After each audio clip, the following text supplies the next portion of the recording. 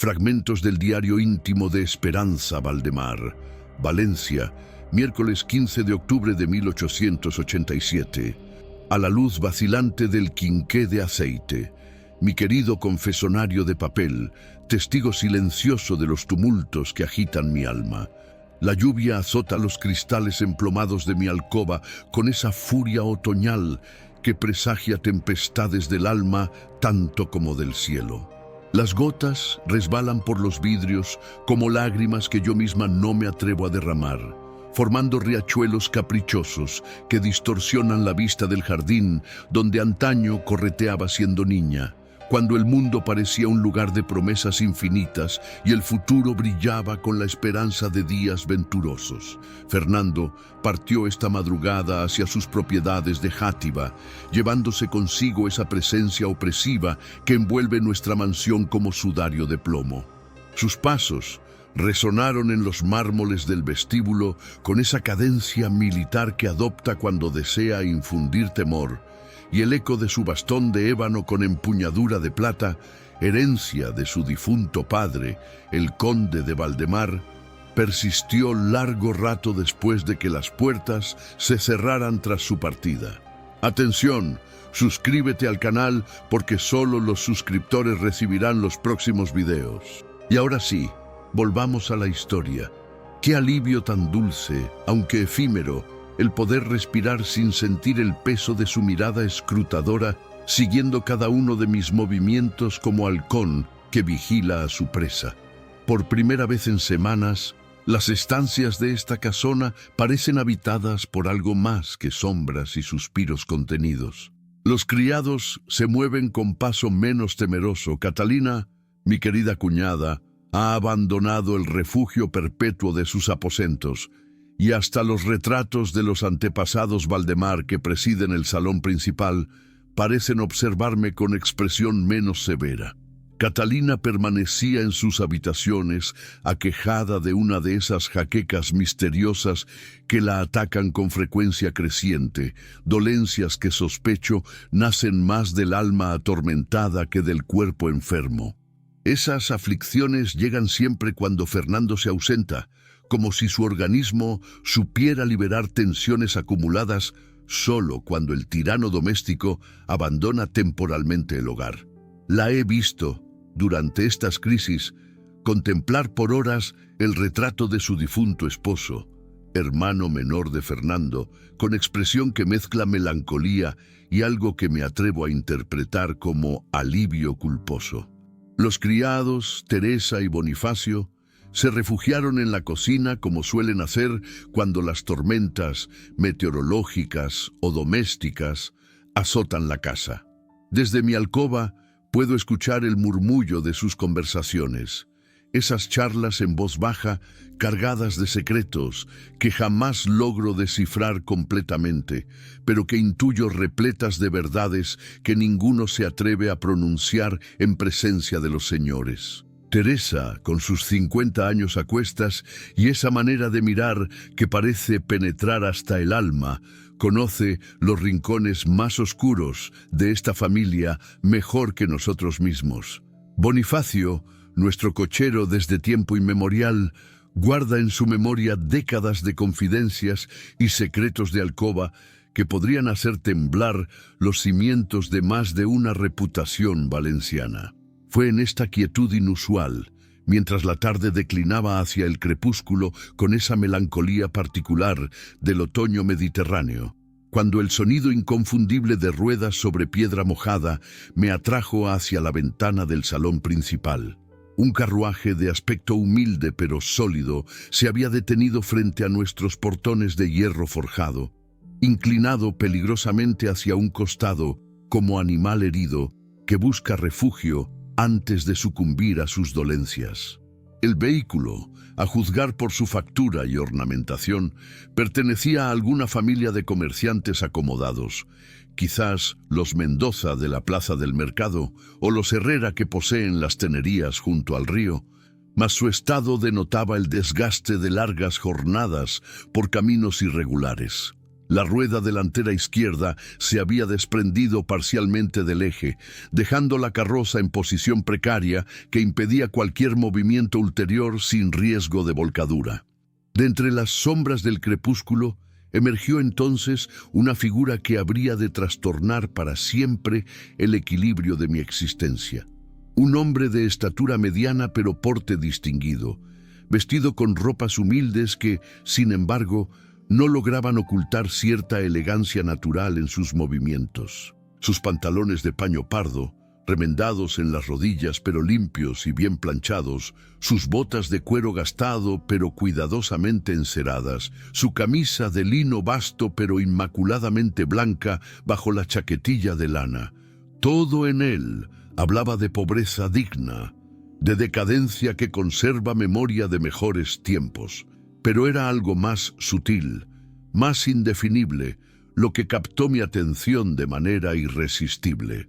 Había en su manera de caminar esos pasos que medían la distancia con precisión inconsciente, como quien está habituado a espacios amplios y suelos de mármol. Una gracia que las vestiduras toscas no conseguían disimular. Sus manos, observé al verlo aproximarse al portón, poseían esa delicadeza particular de quienes han conocido sedas y terciopelos, aunque ahora estuvieran curtidas por el trabajo manual y marcadas por callos honestos. Se acercó a nuestro portón con pasos decididos, pero respetuosos, sin la servilidad rastrera del mendigo común ni la insolencia del pícaro de esquina. Había en su actitud algo que me recordó a los hidalgos venidos a menos que poblaban las páginas de las novelas que leo a hurtadillas en la soledad de mis noches insomnes.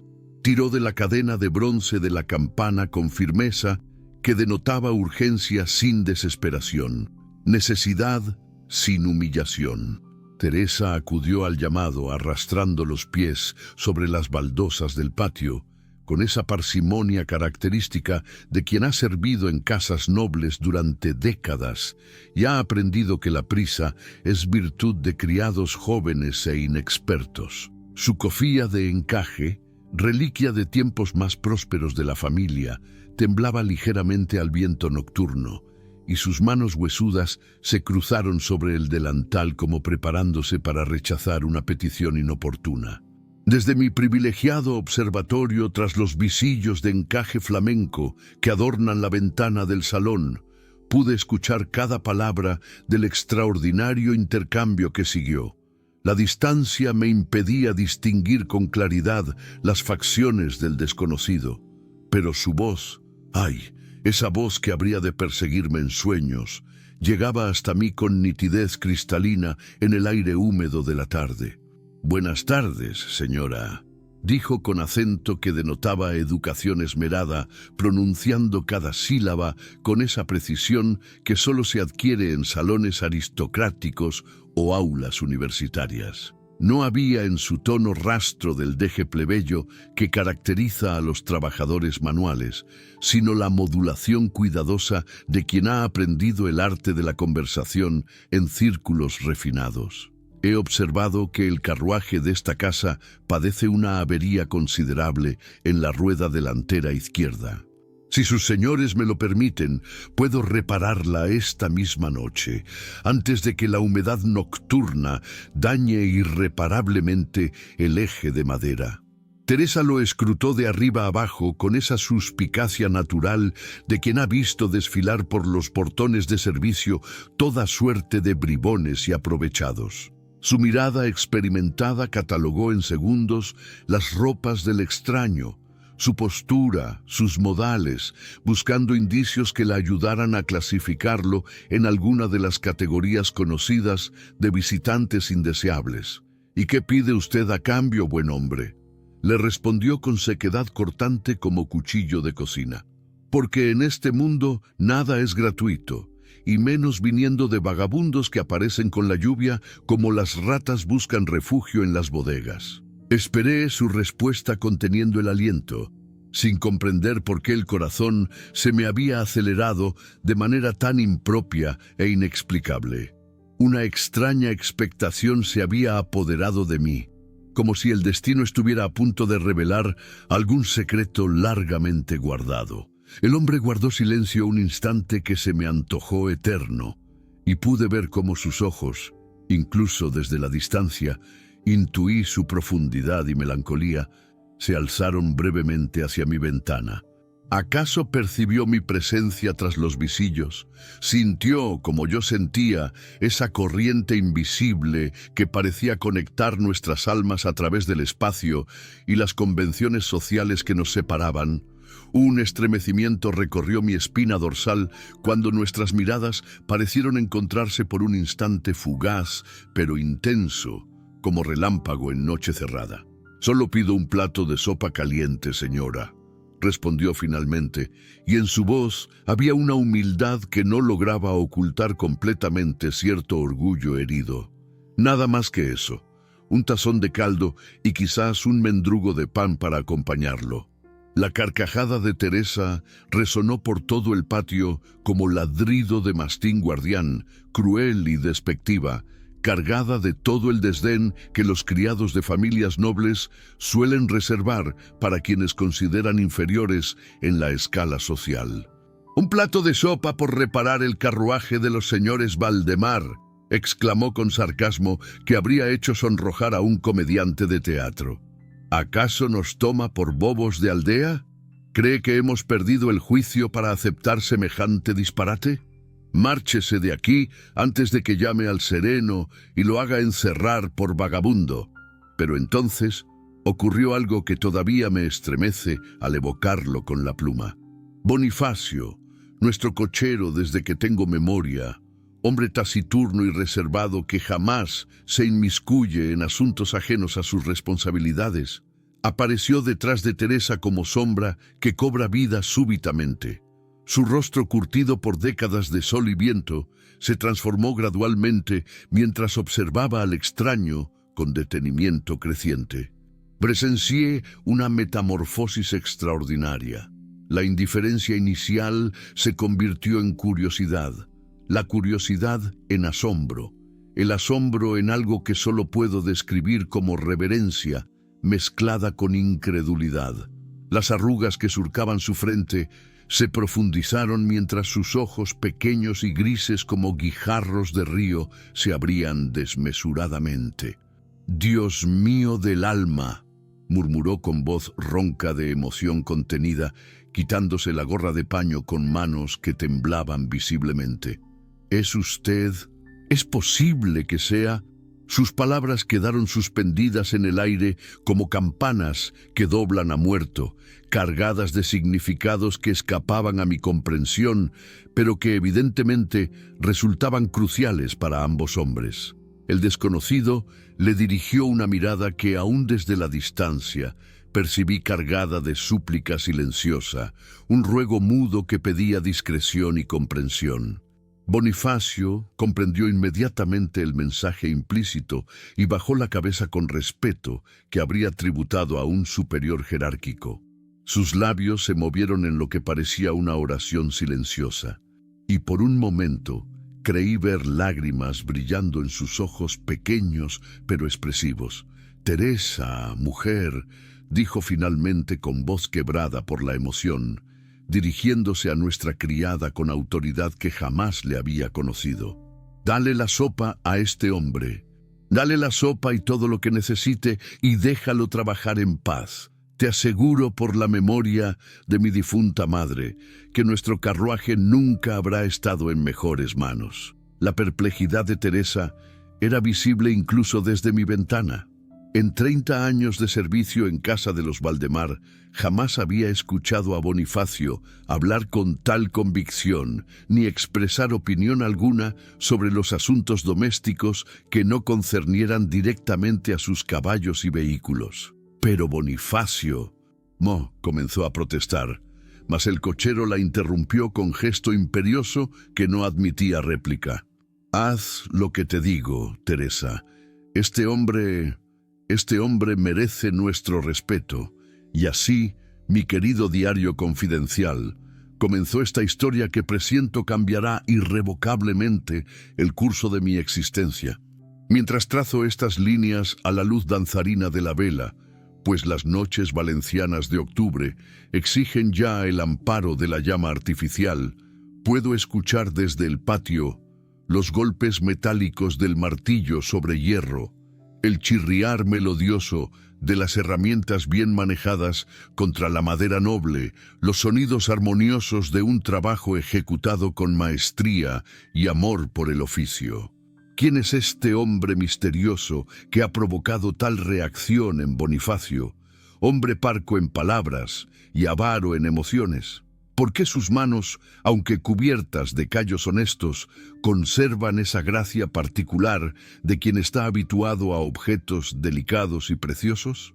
¿Y por qué, cuando nuestras miradas se cruzaron fugazmente a través del cristal empañado por mi aliento agitado, sentí como si un rayo hubiera atravesado mi pecho, despertando sensaciones que creía sepultadas para siempre en el cementerio de mis ilusiones juveniles?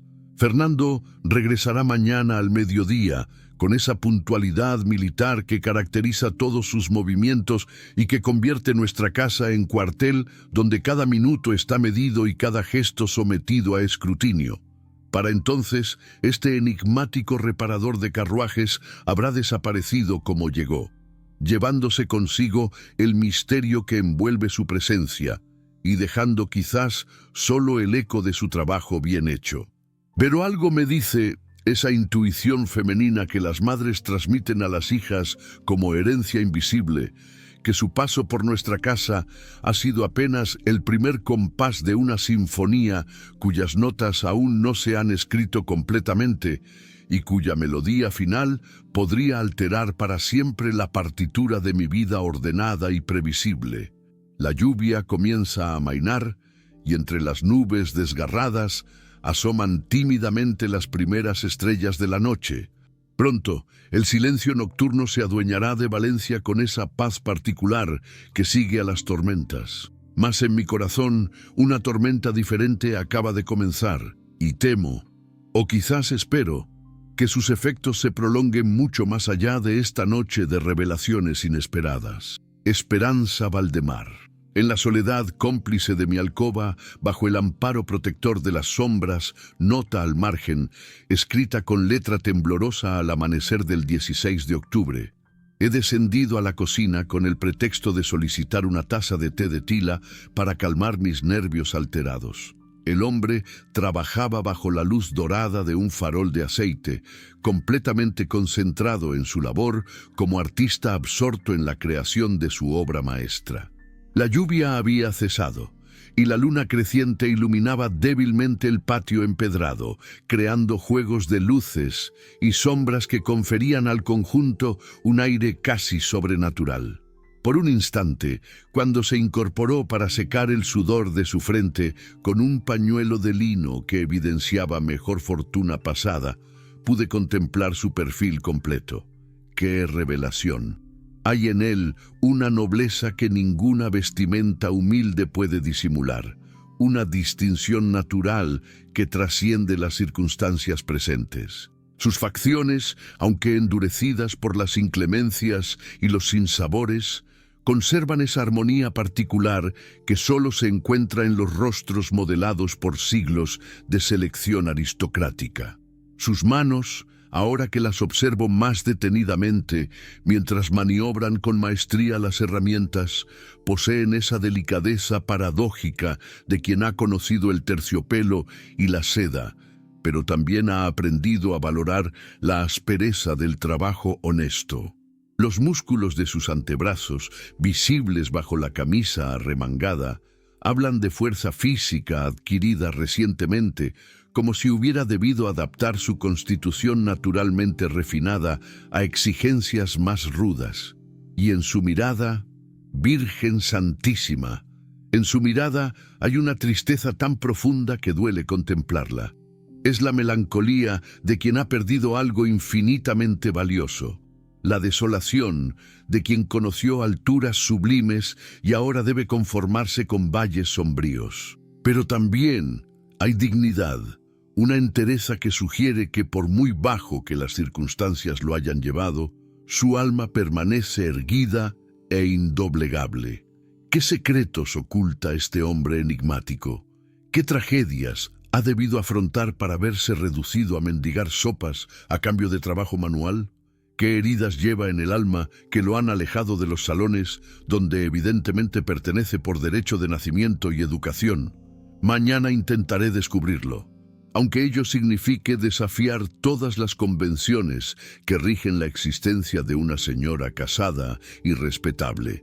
Porque hay fuerzas en la vida que trascienden las normas sociales, corrientes subterráneas que arrastran a las almas predestinadas hacia encuentros que el destino ha decidido desde la eternidad.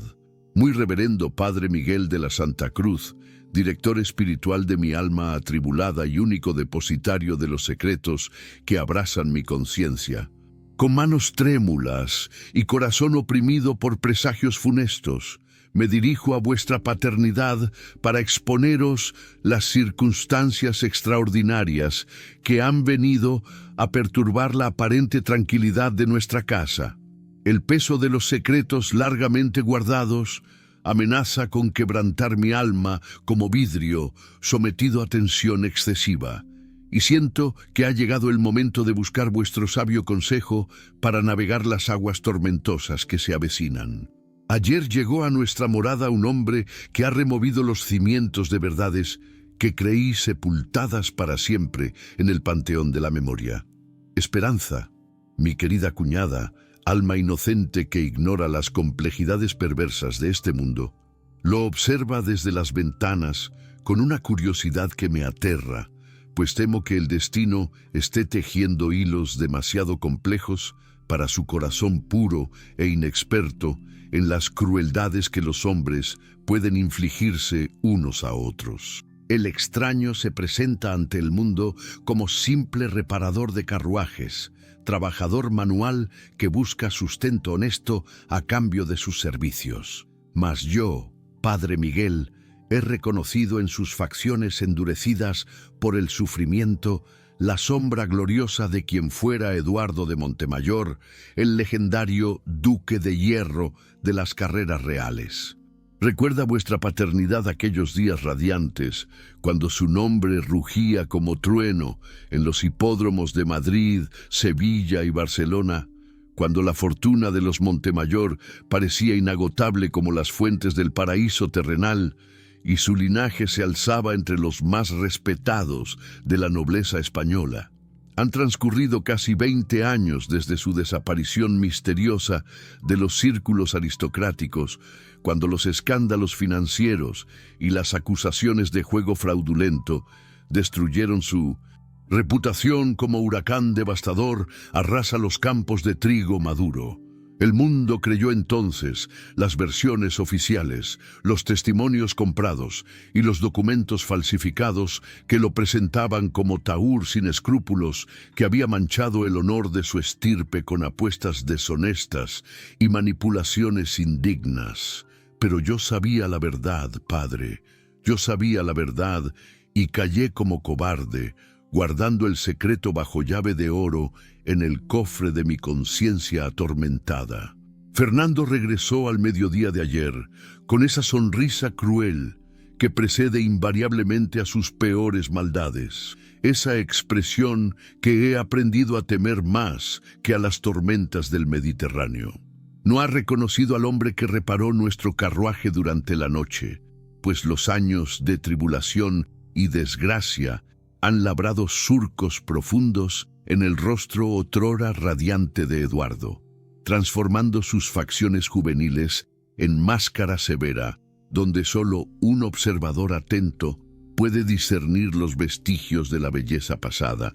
Pero yo sí lo reconocí desde el primer instante, y con ese reconocimiento doloroso vinieron memorias que habría preferido mantener enterradas en los sótanos más profundos del olvido. Porque conozco, ay de mí, la verdadera historia de la ruina de los Montemayor, y sé que las manos que urdieron su perdición residen bajo este mismo techo que me cobija. Permítame relataros, padre, los hechos que han permanecido ocultos durante 2 décadas como serpientes venenosas en jardín aparentemente florecido.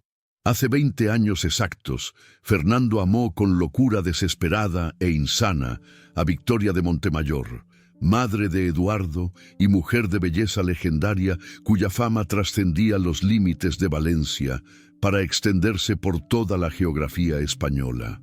Ella, sin embargo, rechazó sus pretensiones matrimoniales con la firmeza serena de quien conoce su propio corazón, prefiriendo unir su destino al del duque de Montemayor en matrimonio que desde el primer día se reveló como unión de almas gemelas. Fernando jamás perdonó ese rechazo. Su amor, transformado en obsesión enfermiza por la alquimia diabólica del orgullo herido, se convirtió gradualmente en rencor que se alimentaba a sí mismo como fuego que devora bosque seco. Durante años lo vi consumirse lentamente en esa pasión destructiva, pero jamás imaginé hasta qué abismos de perversidad podría llevarlo la sed de venganza. ¿Fue casualidad, padre, que la fortuna de los Montemayor comenzara a desplomarse precisamente cuando Fernando consolidaba su poder económico y político en Valencia? ¿Fueron accidentales esas apuestas fraudulentas que aparecieron documentadas con firmas perfectamente falsificadas? ¿Resultó fortuito que los testigos de cargo en el proceso que arruinó a Eduardo fueran todos sin excepción hombres de pasado turbio y presente económico inexplicablemente mejorado? No, padre mío, nada de eso fue casual. Todo formaba parte de una estrategia diabólicamente concebida y pacientemente ejecutada durante años, una venganza que Fernando planeó con la minuciosidad de un general preparando batalla decisiva. Él falsificó los documentos, él compró los testimonios, él tejió la red de mentiras que llevó a Eduardo al exilio y la deshonra. Él destruyó sistemáticamente a la familia que había osado rechazar su amor. Y yo lo sabía. Dios me perdone, pero yo lo sabía y callé como cómplice silenciosa de la injusticia más atroz. ¿Por qué callé?, preguntaréis. ¿Por cobardía? ¿Por debilidad? ¿Por esa tendencia femenina a evitar los conflictos que pudieran alterar la paz doméstica? Pero también he de confesarlo con vergüenza infinita, porque una parte de mi alma disfrutaba secretamente viendo humillada a Victoria de Montemayor, mujer cuya belleza y felicidad conyugal despertaban en mí una envidia que ahora reconozco como pecado mortal. Cuando Victoria murió en ese accidente ecuestre que todos consideraron tragedia del destino, yo vi la sonrisa de satisfacción que Fernando creyó ocultar tras la máscara del pésame formal. Su venganza estaba completa. Había destruido al esposo, arruinado al hijo, y finalmente la muerte había reclamado a la mujer que había osado preferir otro amor al suyo. Pero el destino, padre, tiene maneras misteriosas de tejer sus designios. Eduardo ha regresado, y aunque las circunstancias lo han reducido a la más humilde condición, en sus ojos arde todavía el fuego de la nobleza auténtica. Su presencia en nuestra casa no puede ser coincidencia. Hay fuerzas superiores moviendo las piezas de este tablero de ajedrez cósmico hacia un desenlace que presiento trascendental. Y esperanza. ¡Ay, mi querida Esperanza! En su mirada veo despertar esos sentimientos que las mujeres reconocemos instintivamente en nuestras congéneres. La atracción hacia lo prohibido, la fascinación por el misterio, el anhelo inconsciente de aventuras que trasciendan la monotonía de la existencia doméstica. Ella no sabe quién es realmente ese hombre que ha aparecido en nuestras vidas, pero su corazón femenino percibe la nobleza oculta bajo los ropajes humildes. Fernando, por su parte, comienza a hacer preguntas con esa insistencia siniestra que conozco demasiado bien. Ayer interrogó a Teresa sobre el reparador con aparente casualidad, pero yo detecté en su voz esa tensión particular que precede a sus decisiones más crueles. Si descubre la verdadera identidad de Eduardo, temo que la historia de hace 20 años se repita con variaciones aún más terribles. Padre Miguel, Mi alma se debate entre el deber de callar, que durante décadas he considerado sagrado, y la justicia de revelar verdades que podrían cambiar el curso de varias vidas. Esperanza merece conocer la realidad sobre el hombre que ha despertado su interés, pero también merece protección contra las consecuencias que esa verdad podría acarrear. Eduardo tiene derecho a la rehabilitación de su honor mancillado, mas también debe ser advertido del peligro mortal que su presencia representa. ¿Qué debería hacer? ¿Mantener el silencio que he guardado durante 20 años? ¿O romper finalmente las cadenas de la complicidad y enfrentar las tempestades que la verdad desencadenaría sin duda alguna? Vuestra sabiduría pastoral, forjada en décadas de guiar almas atribuladas, es mi único faro en esta noche oscura de la conciencia. Ruego por vuestro consejo urgente y por la fortaleza necesaria para enfrentar las pruebas que se avecinan, porque presiento que los días venideros traerán revelaciones que sacudirán los cimientos de nuestra existencia aparentemente ordenada, y que de las decisiones que tomemos ahora dependerá la salvación o la perdición de almas que el Señor ha puesto bajo nuestra responsabilidad. Que la gracia divina ilumine vuestro consejo y fortalezca mi espíritu vacilante. Vuestra hija espiritual en Cristo, sumida en tribulación, pero confiada en la providencia, Catalina de Valdemar. Postdata. He decidido buscar en el archivo familiar los documentos relacionados con la época de la ruina de los Montemayor. Si la providencia ha traído a Eduardo de vuelta a nuestras vidas, quizás sea tiempo de que la verdad emerja finalmente de las tinieblas donde ha permanecido sepultada. El Señor mueve los hilos de la historia de maneras que trascienden nuestra comprensión humana, y tal vez estos acontecimientos aparentemente casuales formen parte de un plan superior de justicia y redención. Entre las sombras protectoras del anonimato, 4 días han transcurrido desde que reparé el carruaje de los Valdemar y aún siento en mi pecho la quemazón dulce de la humillación mezclada con algo infinitamente más profundo y peligroso.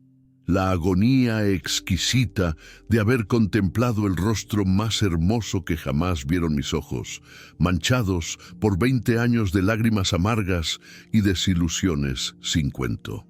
Esperanza Valdemar. Su nombre es música celestial en mis labios resecos por el dolor, melodía divina que no me atrevo a pronunciar en voz alta por temor a que su belleza se desvanezca como espejismo en el desierto de mi existencia árida. Cuando nuestras miradas se encontraron a través del cristal empañado de su ventana, comprendí con claridad dolorosa que el destino, cruel e inexorable en sus designios, había decidido atormentarme con la visión de lo inalcanzable, el conocimiento de la perfección que jamás podré poseer. ¡Qué ironía más amarga y retorcida! Ella es la esposa del hombre que fuera mi verdugo silencioso, el arquitecto meticuloso de mi ruina. Fernando de Valdemar, quien posee ahora las tierras que pertenecieron a mi familia durante 5 generaciones ininterrumpidas, quien compró testigos falsos para manchar mi honor, como se mancha la seda blanca con tinta negra, quien tejió la red de mentiras y calumnias que me convirtió de duque respetado en paria, despreciado por la sociedad que antaño me veneraba. Sus propiedades se extienden donde una vez galopé como señor indiscutible.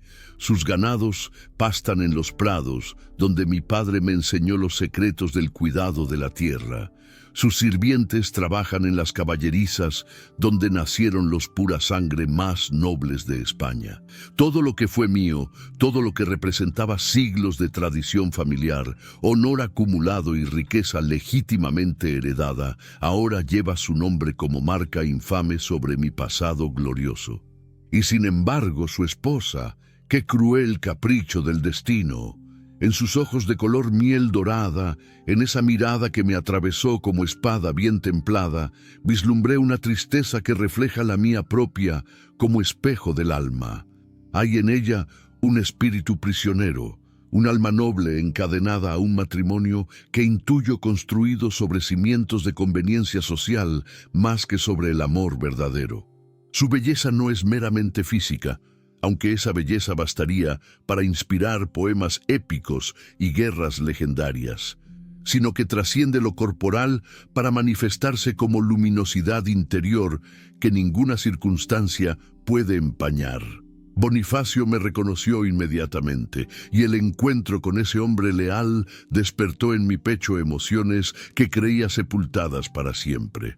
Ese alma noble sirvió en las caballerizas reales cuando yo competía en nombre de la corona española, cuando mi nombre se alzaba como estandarte de gloria en los hipódromos más prestigiosos de Europa. Sus ojos, pequeños pero brillantes de inteligencia natural, se llenaron de lágrimas al verme reducido a mendigar sopas por trabajo manual. «¡Qué desgracia cruel lo ha traído a tal estado, Excelencia!», me susurró mientras yo trabajaba bajo la lluvia implacable, ajustando las ruedas con manos que una vez sostuvieron riendas de oro y acariciaron cuellos de caballos valorados en fortunas.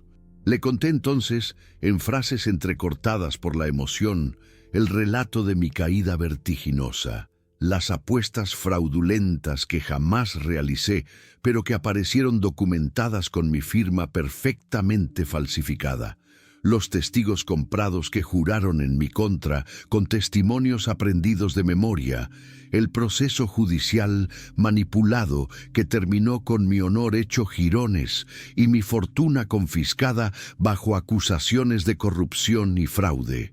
Le hablé del exilio forzoso que me alejó de España durante años interminables, de los países extranjeros donde busqué refugio sin encontrar jamás la paz del alma, de los trabajos humildes que debí aceptar para sobrevivir, mientras mi nombre se convertía en sinónimo de deshonra en los salones donde antes era recibido como héroe.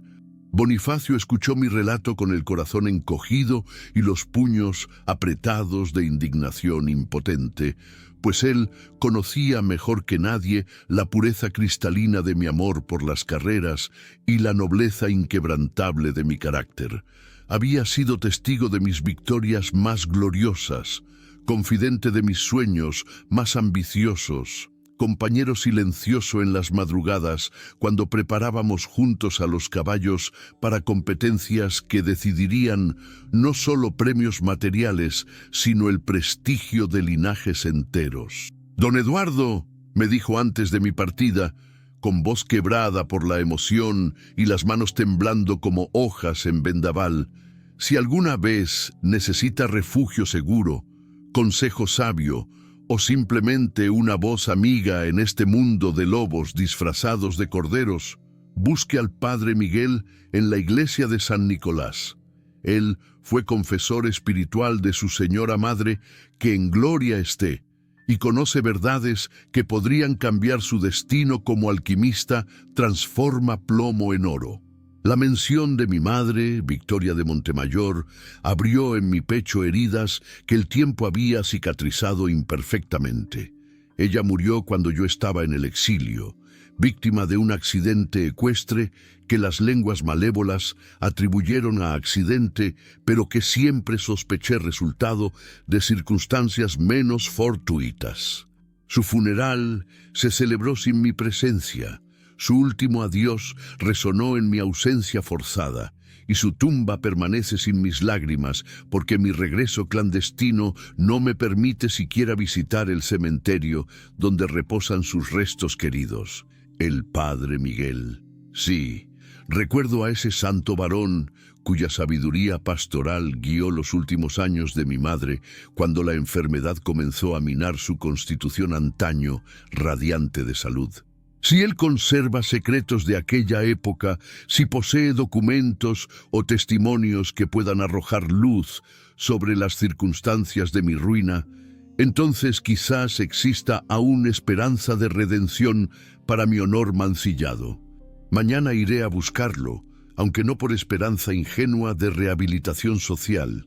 Esa murió hace años junto con mi fortuna y mi posición, sino porque la imagen angelical de esperanza Ha despertado en mí un anhelo que creía sepultado para siempre en el cementerio de mis ilusiones, el deseo ardiente de ser nuevamente digno de algo puro y hermoso en este mundo corrompido por la avaricia y la envidia.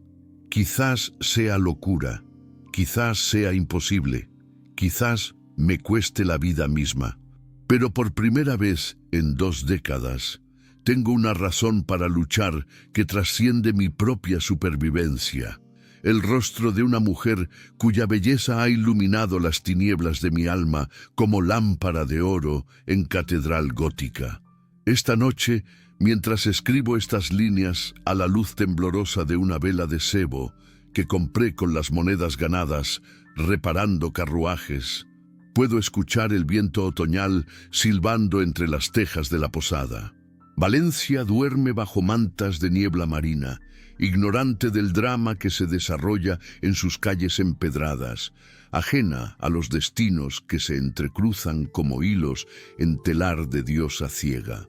Fernando de Valdemar descansa en su mansión usurpada, protegido por muros que una vez fueron míos, durmiendo en lechos que conocieron el sueño de mis antepasados. Pero yo, desposeído y humillado, poseo algo que él jamás podrá arrebatarme, la imagen grabada a fuego en mi memoria de una mujer cuya belleza trasciende lo terrenal para tocar las esferas celestiales.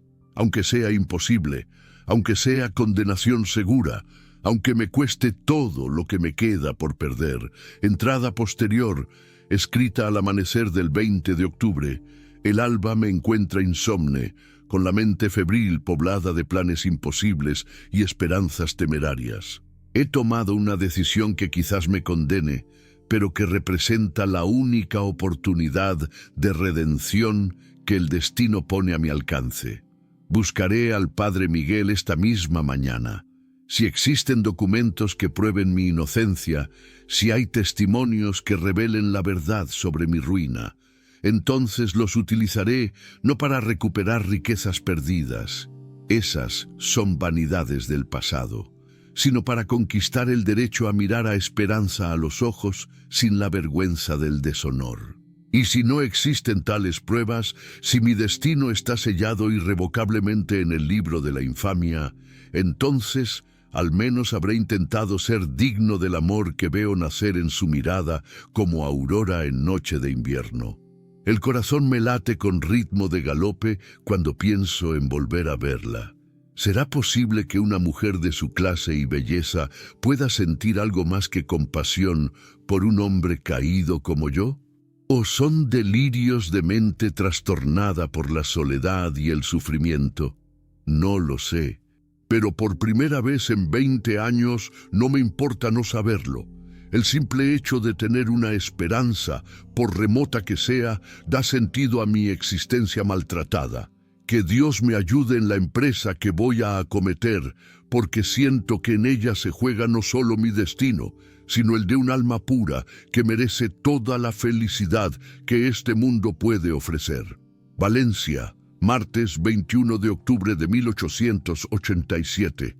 Mi corazón late con ritmo de galope desbocado, querido depositario de mis secretos más íntimos. Los días se suceden con lentitud agoniosa desde la partida del misterioso reparador, y cada amanecer trae consigo la esperanza loca de volver a verlo, seguida inevitablemente por la desilusión al comprobar que permanece ausente como sombra que se desvanece al primer rayo de sol. Fernando partió nuevamente esta madrugada, esta vez hacia Madrid, donde los negocios, siempre los malditos negocios que parecen más importantes que cualquier consideración humana, lo retendrán durante varias semanas. Su partida fue precedida por interrogatorios sutiles, pero insistentes sobre mis actividades recientes, preguntas aparentemente casuales que ocultaban suspicacias crecientes. ¿Qué has estado haciendo durante mis ausencias, querida esposa?, me preguntó durante la cena de despedida, con esa sonrisa fría que nunca alcanza sus ojos grises como acero. Nada extraordinario, Fernando. Las labores domésticas habituales. ¿Alguna lectura edificante? ¿Conversaciones con Catalina? ¿Y no has pensado en buscar ocupaciones más estimulantes? Tal vez alguna actividad física que fortalezca tu constitución aparentemente delicada. Su insistencia me alarmó. ¿Acaso sospecha algo? ¿Habrá notado los cambios sutiles en mi comportamiento? Esa inquietud nueva que agita mi alma desde el encuentro con el extraño. Aprovechando su ausencia, he tomado una decisión que hace pocos días habría considerado impensable: buscar lecciones de equitación. Para fortalecer mi constitución débil, le expliqué a Catalina, quien me observó con expresión extraña, mezcla de preocupación y comprensión, pero asintió sin formular preguntas incómodas. La verdad, querido diario, es que necesitaba desesperadamente un pretexto para salir de esta mansión que se ha vuelto mi prisión dorada, con sus estancias que parecen susurrar secretos y sus espejos que reflejan una mujer que ya no reconozco completamente. Y en el fondo de mi alma alimentaba la esperanza secreta, tan loca como irresistible, de encontrar nuevamente al enigmático reparador de carruajes. El destino, compasivo por una vez en su usual crueldad, decidió cumplir mi anhelo más profundo de manera que habría parecido imposible incluso en las novelas románticas que leo en secreto. Esta mañana, mientras paseaba por los jardines del convento de Santa Clara buscando pretexto para alargar mi salida terapéutica, lo vi trabajando en las caballerizas del monasterio. Estaba curando las heridas de un potro joven que había sufrido algún accidente, y la ternura infinita con que sus manos acariciaban al animal doliente me reveló aspectos de su carácter que confirmaron mis intuiciones más profundas. Había en sus gestos esa delicadeza particular que solo poseen quienes han nacido para cuidar seres nobles, esa comprensión instintiva de las necesidades ajenas que caracteriza a las almas verdaderamente superiores. El potro, nervioso e inquieto al principio, se calmó gradualmente bajo sus caricias, como si reconociera en él a un espíritu afín. «Buenos días», me atreví a murmurar, acercándome con el corazón desbocado como corcel sin freno. Se volvió hacia mí con movimiento fluido que reveló gracia natural, incluso en las circunstancias más humildes, y en sus ojos pardos, del color de la tierra fértil, donde crecen los mejores frutos, vi un destello de reconocimiento, seguido inmediatamente por algo que me atrevería a llamar adoración reverencial. Pero no, seguramente son fantasías de mi imaginación exaltada por emociones que no comprendo completamente. «Señora Valdemar», respondió, inclinándose con gracia que ninguna escuela de modales podría enseñar porque nace del alma, no del aprendizaje. Su voz, profunda y modulada, despertó en mi pecho vibraciones que se extendieron por todo mi ser como ondas en estanque tranquilo. ¿Puedo servirla en algo? ¿Se encuentra bien? ¿Necesita alguna asistencia?» Su preocupación inmediata por mi bienestar, expresada con sinceridad que contrastaba dramáticamente con las cortesías vacías a las que estoy habituada, me conmovió hasta las lágrimas que debí reprimir para mantener la compostura. «He venido buscando maestro para lecciones de equitación», confesé, sorprendiéndome de mi propia audacia. «Me han informado que usted posee gran habilidad con los caballos, y mi constitución requiere ejercicio que fortalezca tanto el cuerpo como el espíritu». Una sonrisa melancólica cruzó su rostro curtido por el sol y las penas de años que intuyo llenos de sufrimientos inmerecidos. Era una sonrisa que habría roto el corazón más duro, porque contenía toda la tristeza del mundo, pero también una chispa de esperanza que mi presencia parecía haber encendido. «Si así lo desea, señora, será un honor inmenso enseñarle», respondió con humildad, que sonaba extraña viniendo de labios que evidentemente habían pronunciado órdenes en salones aristocráticos. aunque debo advertirle que mis métodos quizás difieran sustancialmente de los empleados habitualmente con las damas de su distinguida posición social. ¿En qué sentido?, pregunté, intrigada por la promesa implícita de experiencias nuevas. Yo enseño a montar como se debe montar verdaderamente, con el alma íntegra, no solo con el cuerpo. A sentir el corazón noble del caballo latiendo bajo sus piernas, a escuchar el lenguaje silencioso que hablan estos seres extraordinarios, a convertirse en una sola criatura con él, fusionando dos espíritus en armonía perfecta. Qué extrañas y maravillosas sensaciones provocaron sus palabras, como si estuviera hablando de algo infinitamente más profundo que la simple equitación, como si me ofreciera las llaves doradas de un mundo secreto donde las convenciones sociales no tuvieran poder alguno sobre las almas libres. «Acepto», susurré, sin reconocer mi propia voz, transformada por emociones que no sabía nombrar. Comenzamos inmediatamente la primera lección. Me presentó una yegua alazana de ojos dulces y temperamento noble, explicándome que se llamaba Esperanza. «Como usted, señora», añadió, y la manera en que pronunció mi nombre, con reverencia casi religiosa, como si fuera oración sagrada, me estremeció hasta los huesos. «Es curioso», comenté, intentando ocultar mi turbación tras conversación aparentemente casual. «¿Cómo decidió darle ese nombre a la yegua?». Sus ojos se ensombrecieron por un instante, como si mi pregunta hubiera despertado memorias dolorosas. Porque cuando la encontré, estaba perdida y herida, sin esperanza aparente de salvación, pero con cuidado y paciencia se convirtió en la criatura noble que usted ve ahora. A veces, señora, la esperanza es lo único que nos mantiene vivos cuando todo lo demás se desmorona. Durante 2 horas que pasaron como minutos, sus manos guiaron las mías sobre las riendas de cuero fino. Su voz profunda me explicaba los secretos del equilibrio perfecto, la armonía necesaria entre jinete y montura, la comunicación silenciosa que trasciende las palabras para establecerse directamente entre almas afines. Y yo, Dios me perdone, no escuchaba sus palabras, sino la música celestial de su voz. No sentía las riendas, sino el calor sagrado de sus dedos rozando los míos. No percibía el movimiento de la yegua, sino la proximidad embriagadora de su presencia. Había en él una paciencia infinita para corregir mis errores sin humillarme, una comprensión instintiva de mis limitaciones sin condescendencia, una manera de enseñar que elevaba mi confianza en lugar de señalar mis deficiencias. Era el maestro ideal, no solo en equitación, sino en el arte más sutil de despertar lo mejor que reside en el alma de sus discípulos. Cuando finalizó la lección, me ayudó a desmontar con cuidado exquisito.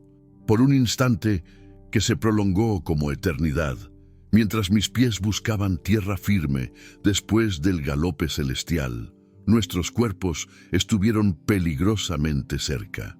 Pude percibir su aroma, cuero bien cuidado, hierbas silvestres del campo y algo más indefinible que me mareó como incienso sagrado en catedral gótica. En ese momento de proximidad absoluta, cuando podía sentir el calor de su aliento sobre mi mejilla y escuchar los latidos acelerados de su corazón, comprendí que había cruzado una línea invisible pero definitiva. Ya no era la misma mujer que había salido de casa esa mañana buscando lecciones de equitación. Era alguien completamente nuevo, despertado a sensaciones que ignoraba poseer. «Mañana a la misma hora», logré articular con voz que temblaba como hoja en vendaval. «Mañana», confirmó él, y en esa sola palabra había una promesa que mi corazón interpretó como juramento eterno, compromiso sagrado que trascendía las convenciones sociales para establecerse en esferas superiores del sentimiento. Regreso a casa con las mejillas ardiendo como brasas y el alma en vilo, flotando en estado de gracia que no había experimentado jamás. Los espejos del vestíbulo reflejan una mujer que apenas reconozco. Ojos brillantes de vida nueva, labios entreabiertos como si acabaran de pronunciar palabras de amor, cabello despeinado por el viento de la libertad. ¿Qué fuego peligroso estoy alimentando en lo más profundo de mi ser? ¿Qué senderos prohibidos comienzan a abrirse bajo mis pies como abismo que atrae con su misterio? ¿Hacia qué destino me conduce esta atracción irresistible que desafía toda lógica y convención social? No lo sé, y en este momento de exaltación suprema no me importa saberlo. Por primera vez en mis 25 años de existencia, me siento completamente viva, despierta a posibilidades que transforman el mundo gris de mi matrimonio en jardín florecido de promesas infinitas. Que venga mañana con sus revelaciones, que vengan todas las consecuencias que el destino tenga preparadas. Por fin he encontrado una razón para vivir que trasciende la mera supervivencia social. Esperanza Valdemar, mujer transformada, alma despierta, corazón que late al ritmo de una nueva música, nota añadida esa misma noche, a la luz de la luna llena. No puedo dormir.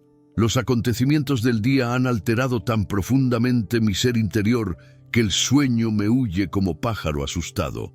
He bajado al jardín a buscar aire fresco y la luna llena baña los senderos de plata líquida que parece invitarme a caminar hacia destinos desconocidos. Catalina me observa con preocupación creciente, aunque no formula preguntas directas. En la cena, sus ojos escrutaron mi rostro como si buscara signos de fiebre o enfermedad. ¿Acaso mis emociones son tan transparentes que incluso mi reservada cuñada puede leerlas como libro abierto? ¿Te encuentras bien, querida?, me preguntó cuando notó que apenas probaba los manjares que Teresa había preparado con especial esmero. Perfectamente bien, respondí, y era verdad en el sentido más profundo. Nunca me había sentido tan intensamente viva, tan completamente despierta a las maravillas y peligros de la existencia. Pero hay algo más que debo consignar en estas páginas confidenciales. Durante la lección, cuando él creía que no lo observaba, sorprendí en su rostro expresiones que revelaban profundidades insospechadas. Hay en él una nobleza natural que ninguna circunstancia puede empañar, una dignidad que trasciende las ropas humildes y la condición aparentemente modesta. Sus manos, las he estudiado minuciosamente mientras guiaban las mías, son manos de artista, largas, expresivas, con esa delicadeza particular que solo se encuentra en quienes han nacido para manejar objetos preciosos. Hay en sus dedos la memoria de riendas más finas que las que ahora empuña, el recuerdo de labores más nobles que las que actualmente desempeña. ¿Quién es realmente este hombre enigmático que ha irrumpido en mi vida como meteoro en noche serena? ¿Qué secretos oculta su pasado? ¿Qué tragedias han labrado esas líneas de sufrimiento que surcan su frente noble? ¿Y por qué, cuando me mira, siento como si hubiera estado esperándolo toda mi vida sin saberlo? Mañana buscaré respuestas. Mañana encontraré la manera de conocer la verdad sobre este hombre que ha despertado en mí pasiones que creía inexistentes. Aunque tenga que desafiar todas las convenciones sociales, aunque deba arriesgar la reputación que he guardado inmaculada durante años, porque algunas verdades valen cualquier precio y algunos encuentros están destinados por fuerzas superiores a nuestras pequeñas prudencias humanas. Valencia, miércoles 22 de octubre de 1887. En la soledad del confesionario, hijo mío en Cristo, alma atribulada que busca la luz de la verdad en las tinieblas de la injusticia. Después de nuestra conversación de ayer en la sacristía, he pasado toda la noche en vela, luchando con mi conciencia atribulada y pidiendo guía divina para navegar las aguas turbulentas que se avecinan. Las revelaciones que me solicitaste conocer son más terribles de lo que tu corazón maltratado puede imaginar, pero también más esperanzadoras de lo que tus peores temores podrían sugerir. El peso de los secretos que he guardado durante 2 décadas bajo el sagrado sello de la confesión amenazaba con quebrantar mi alma de sacerdote, dividida entre el deber del silencio y la sed de justicia que clama desde el cielo. Pero las circunstancias han cambiado de manera providencial, como si la mano de Dios hubiera decidido que ha llegado el momento de que la verdad emerja de las profundidades donde ha permanecido sepultada. Fernando de Valdemar, movido quizás por un atisbo tardío de arrepentimiento o por el presentimiento de su mortalidad próxima, pues una dolencia misteriosa consume gradualmente su salud, vino a mí hace 3 días en estado de agitación extrema. Me liberó formalmente del sello de la confesión respecto a los pecados que confesó hace 20 años, permitiéndome revelar verdades que han permanecido ocultas como veneno en copa dorada. La historia que debo contarte, Eduardo, es más siniestra de lo que jamás imaginaste. Fernando arruinó deliberadamente a tu familia por venganza personal, nacida de amor no correspondido hacia tu madre Victoria. Durante años guardé este secreto como depositario de confesiones que quemaban mi alma, pero las circunstancias han cambiado providencialmente. En mis archivos secretos conservo documentos que prueban tu inocencia absoluta, cartas originales de los verdaderos culpables de las apuestas fraudulentas, recibos firmados de los pagos que Fernando realizó a testigos falsos, incluso la confesión manuscrita de Rodrigo Mendoza, uno de los conspiradores que antes de morir quiso limpiar su conciencia del peso de la mentira. Pero debo advertirte sobre otro peligro que se cierne como tormenta sobre Valencia. Catalina de Valdemar vino a verme ayer, preocupada por los encuentros que su cuñada Esperanza mantiene contigo en las caballerizas del convento. Ella sospecha que Fernando, a pesar de su aparente dolencia, vigila y planea algo siniestro contra ti. Te adjunto la llave dorada que abre mi archivo secreto en la sacristía. Allí encontrarás todas las pruebas documentadas de tu inocencia. Úsalas sabiamente, pues en tus manos está no solo tu redención personal, sino la salvación de un alma pura que camina sin saberlo hacia el peligro. Que la gracia divina te proteja en la batalla final que se avecina. Tu servidor en Cristo, Padre Miguel de la Santa Cruz Finca, Nueva Esperanzas, Valencia, 15 de octubre de 1895. 8 años después. Mi querido Alejandro, hoy cumples 7 años, y mientras te veo correr por estos campos que una vez fueron territorio de dolor, decido contarte la historia de cómo el amor triunfó sobre la injusticia. Tu padre recuperó su honor cuando los documentos del padre Miguel revelaron la verdad ante los tribunales de Madrid. Fernando, al borde de la muerte, confesó sus crímenes y devolvió las tierras usurpadas. Pero la verdadera victoria no fue material, fue espiritual. La noche que huimos juntos bajo la tormenta, cuando los sicarios de Fernando nos perseguían, tu padre me llevó a la capilla abandonada de San Vicente. Allí, con Catalina y Bonifacio como testigos, el padre Miguel nos casó mientras las campanas repicaban como cantos de libertad. Catalina resultó ser hermana perdida de la abuela Victoria, secreto que guardó durante décadas esperando el momento de la justicia. Bonifacio nunca dudó de la nobleza de tu padre, y ahora conduce el mismo carruaje que Eduardo reparó por un plato de sopa. Fernando murió perdonado, transformado por el arrepentimiento. En sus últimas palabras pidió que cuidáramos bien el amor que él nunca supo comprender. Ahora tu padre enseña equitación a los niños de nuestra escuela, y cada tarde me repite: la verdadera nobleza está en el corazón que sirve. Las carreras han vuelto a su vida, pero ya no por gloria personal, sino para recaudar fondos benéficos. Hijo mío, cuando seas mayor, comprenderás que los destinos más gloriosos nacen de los gestos más humildes. Un hombre que ofreció reparar un carruaje por sopa se convirtió en el amor de mi vida y el padre más noble que podrías tener. Tu madre que te ama, Esperanza de Montemayor fin. Y así, un plato de sopa se convirtió en banquete de amor eterno, demostrando que la providencia escribe historias más hermosas que cualquier novelista. Si quieres más historias como esta, suscríbete al canal y activa las notificaciones.